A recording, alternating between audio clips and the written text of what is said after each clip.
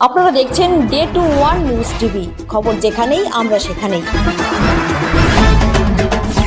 সমুদ্রের উত্তাল ঢেউয়ে গোবর্ধনপুরের নদী বাঁধ ভেঙে জলের তলায় বেশ কয়েকটি ঘর। দক্ষিণ চব্বিশ পরগনা জেলার পাথরপ্রতিম ব্লকে গোবর্ধনপুর বঙ্গোপসাগরের কূলে অবস্থিত এই দ্বীপ গোবর্ধনপুরের বেশ কয়েক হাজার মানুষের বসবাস।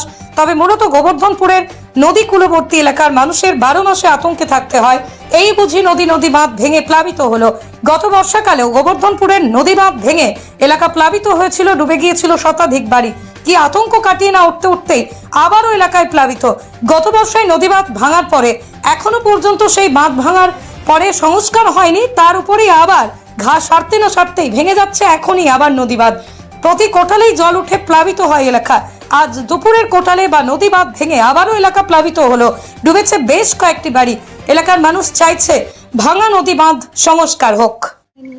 খুব আতঙ্কে আছি, আমরা চাইছি যেন আমাদের সুব্যবস্থা হয়। আমরা এটাই সবার কাছে কামনা করছি, আমাদের যেন সুব্যবস্থা করে দেয়।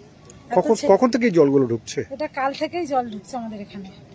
কাল থেকে এমনিতে বর্ষাকাল থেকে জল ঢুকে, কিন্তু কাল থেকে বেশি আমাদের জল হচ্ছে। নদী বাঁধ ভেঙে আজকের এক সপ্তাহ পরপর জলটা আসছে। আজকের আমাদের বাড়িতে এসে ঢুকে গেছে। আমরা আজকের এই বাড়িতে আছি, এখনো ছেলে মেয়ে হাঁস মুরগ সব নিয়ে এখানে আছি। এখানে রাস্তায় এখন দাঁড়িয়ে যেতে হবে, আর তো বাড়িতে ঢুকতে পারবো না, যা জল জমে গেছে। আমাদের বাড়িতেই রাস্তায় গিয়ে দাঁড়াতে হবে। এমনি কাউকে কোনো সরকারি কোনো সাহায্য পেয়েছে? আমাদের কাছে এখনো কিছু পাইনি, আমরা এখনো সরকারি কোনো সাহায্য পাইনি।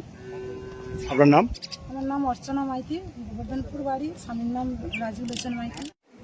এই যে প্রায় 50 বছর আগে থেকে এই গ্রাম কেন আমাদের এই জি প্লটের বহু জায়গায় ভাঙছে, এই জনপদটি আগামী দিনে থাকবে কিনা যথেষ্ট সন্দেহ।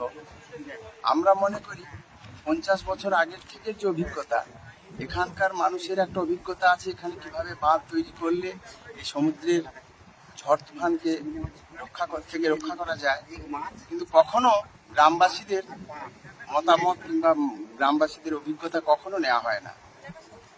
যার ফলে এখানে আমরা মনে করেছি, আমরা দীর্ঘদিন ধরে এইগুলো দেখতে দেখতে আমাদের মনে হয়েছে যে আমাদের যে সেচ বিভাগ এবং আমাদের যে সরকার, যে সময় যে সরকারই আছে, তাদের এটা একটি আয় করার একটি মৃগয়া ক্ষেত্র আমরা মনে করি। কেননা যে সময় বাঁধ করলে এই সমুদ্রের উপকূলে বাঁধ হওয়া সম্ভব, তখন কিন্তু বাঁধ করা হয় না।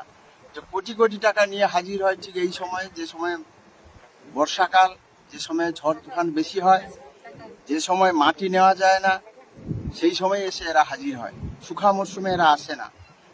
আরো বিভিন্ন খবরের আপডেট জানতে নজর রাখুন ডে টু ওয়ান নিউজ টিভির পর্দায়। আর অবশ্যই সাবস্ক্রাইব করুন day two one news TV.